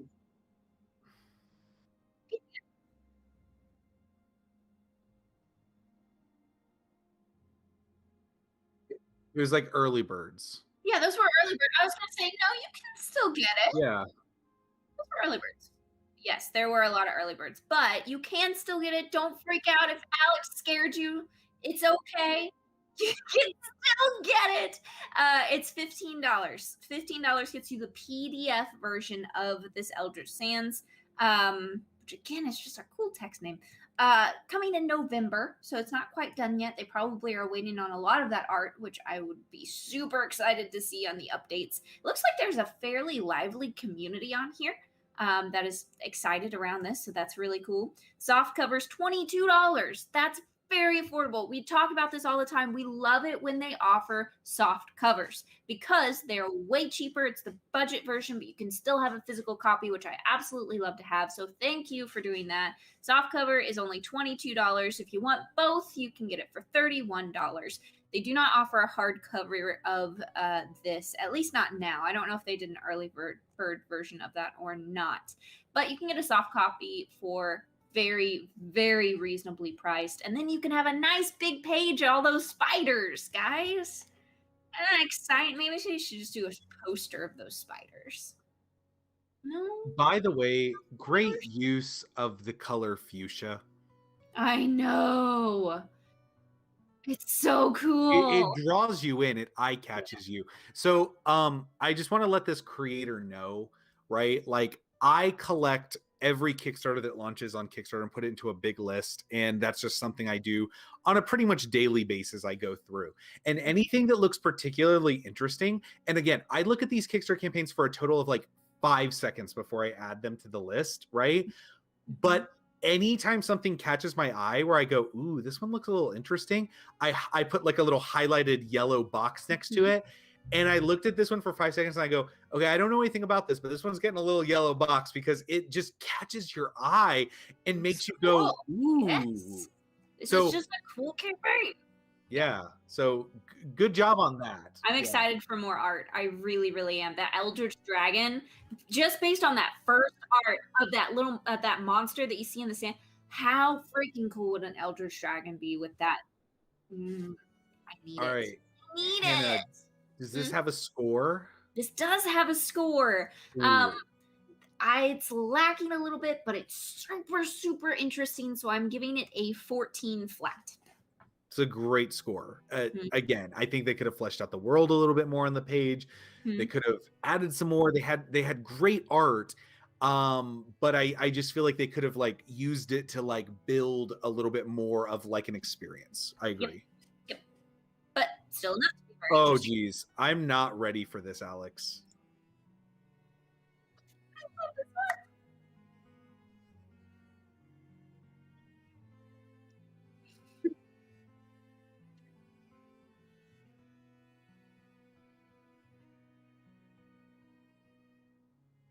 one.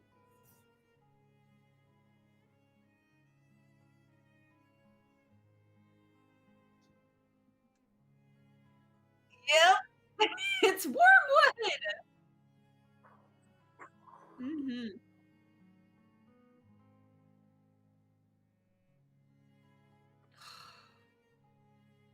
super cool. Yep.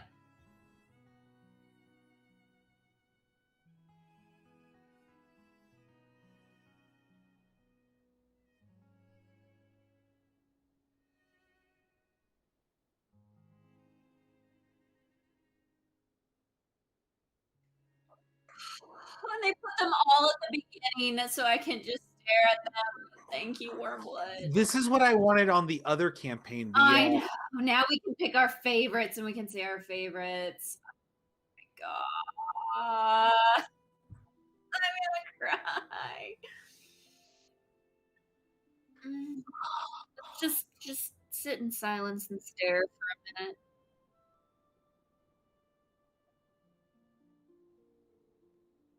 Oh yeah, probably real gold if we know.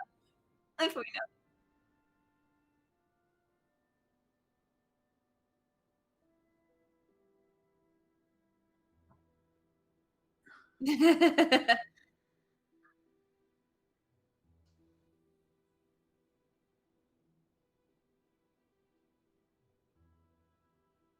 I know which one is my absolute favorite. Do you? I don't want to go first. Why though? I just don't. You never go first. You always make me go first. I always go first. I go with the first every episode. I feel like that's a lie, but maybe you're right. I don't know. Somebody let me know. Okay. All right. Okay, I'll go. Just to prove you wrong. Sunken Treasure is my favorite one. Mm-hmm. Amethyst.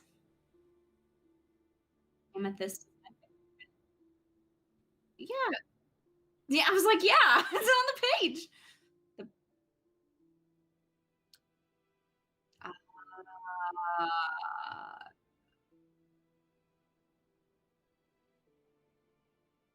didn't get to the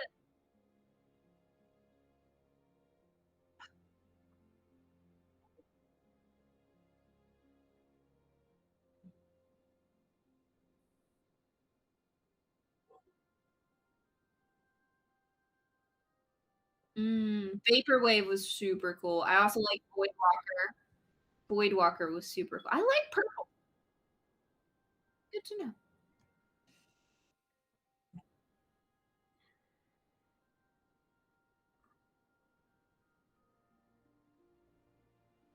$3D20.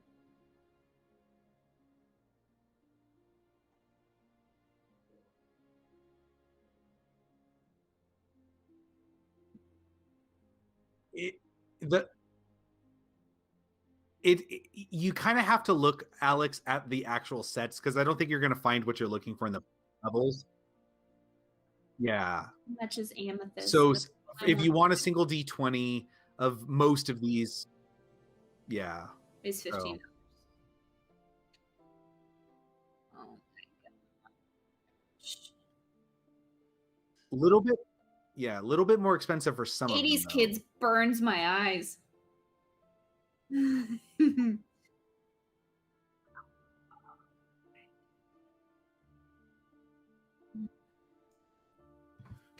Was it Wyrmwood who did the tungsten? Was it tungsten dice? D20. That was like the heaviest dice ever. They're like, we should have made this. That's in this campaign. Yeah. Is it? Yeah. So if you keep scrolling down, there's the T20. Cool. Oh my! Yes, they do. I love their boxes. You're going too fast. I'm still just enjoying. Yeah, I mean, this is just the point where we just this isn't even a review at this point. Just this breaking is just down at a stereotype. This is just dice porn, right? Yes, $100 dice set. That's what I want. Greg, I want to birthday. know who's backing the T20. Is there just one person? I'm sure, but I'm sorry. I hate the T20 for so many reasons because it shouldn't be a thing. They should not be selling this for $2,500. I can't understand it. My brain just says why, but it's also because I'm not I love dice. I have a whole barrel of dice. Someone back it? But like a 2,500 die, I'm just like, that's several mortgage payments. Yeah.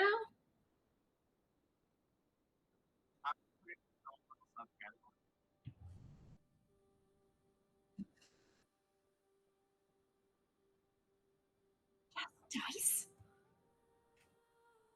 Blasphemy.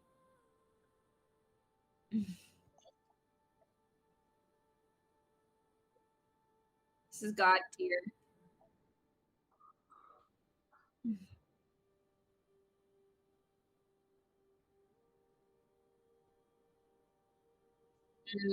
Yes.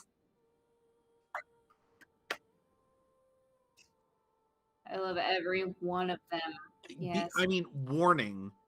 Do not go to this page while you are at work, because you will just lose all productivity. You will just be staring at dice for hours on end. Like, you cannot have this open and be productive, because you just are staring at these dice and then calculating like, how many dice can I buy before I go into irreversible debt spirals? I didn't even know that I needed obsidian dice. But here's another thing I wanted to bring up. These aren't that expensive. You can get a full seven. You can get a full set of 7 dice for $60 for a lot of these sets. Yeah, like Sunken Treasure, I can get a full set of these for $60. That is incredibly affordable, in my opinion. Because like we saw dice the other day, the light up ones, the ones that you could like hook up to your cell phone. Those were like $500 for a full 7 set. Yeah.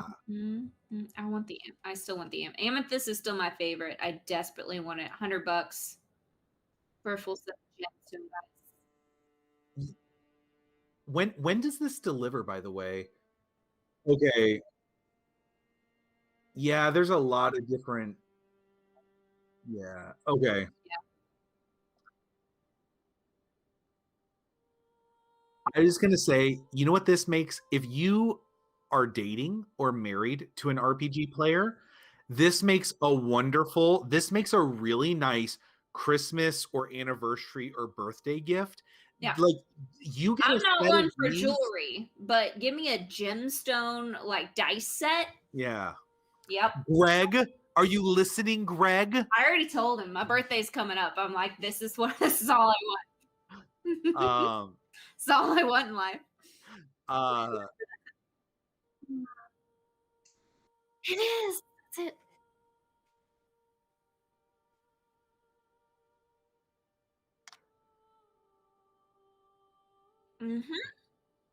I am going to be running the next little set of adventures. It's not necessarily a DM, because what we are going to be doing is a Jane Austen RPG.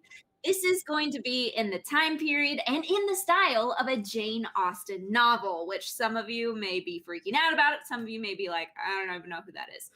Trust me, as the English teacher, you're going to love it. It's going to be fantastic. It's going to be full of gossip. It's going to be full of backstabbing and rumors. We're just going to have a fabulous time at some balls and writing some letters. I seem to remember where me and Alex were doing like time period impressions of this, and then somehow we just ended up sounding like Southern gentlemen. Yeah, and we were like, oh, okay, I guess we're going to do a Southern Gothic instead of like an English, because there's been a murder. A murder. Yes.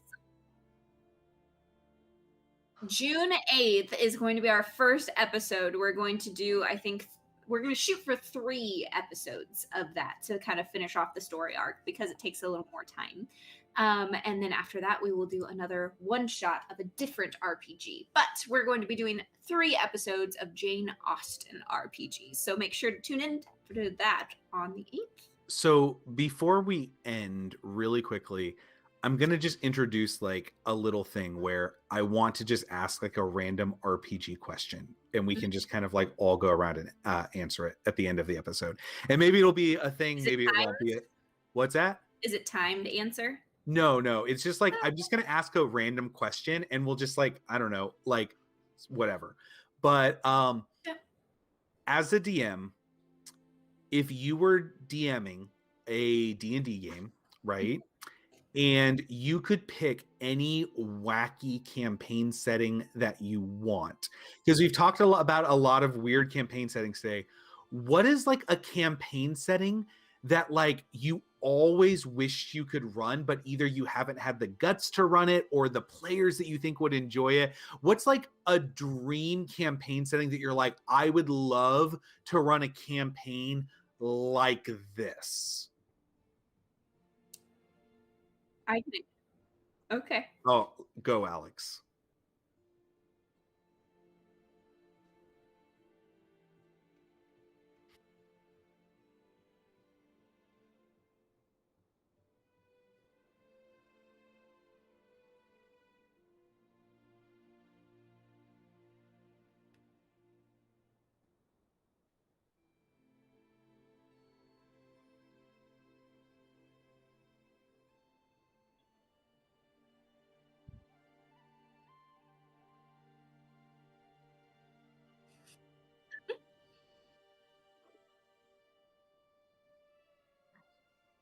That sounds awesome. That is wild. That sounds really awesome. Okay, mine, I'm currently actually writing the one-shot for. It's been an idea that I've had for a while that I am super interested and think would be really fun. But it is a magic detection agency. So it's like a PI world, like those LA Noire style video games and stuff, only incorporating magic to where they are the ones that have the special knowledge of magic, but they're the outliers, and the police and the guards don't really want to have anything to do with them, and you hire them when no one else can help and you don't know what to do. And so they're like this magic PI campaign setting. So like kind of gritty. Meh. Mine is way less interesting than either of yours. 2 words. Giant sharks. If you say Sharknado after this, we're done. Giant sharks. I want to run like a Megalodon? Like a water world-esque campaign where there is very little dry land and most of your time is spent upon like massive boats and ships going from area to area. But the constant threat of giant sea monsters and megalodon sharks is like a massive presence in the game. And I don't know why, but I love the idea of having like almost Cthulhu-esque water monsters as this like ever-present threat in a game for like Waterworld. Yeah. So that's like that's like a campaign setting that like I've just been thinking about for a while, is like just lots of giant sharks.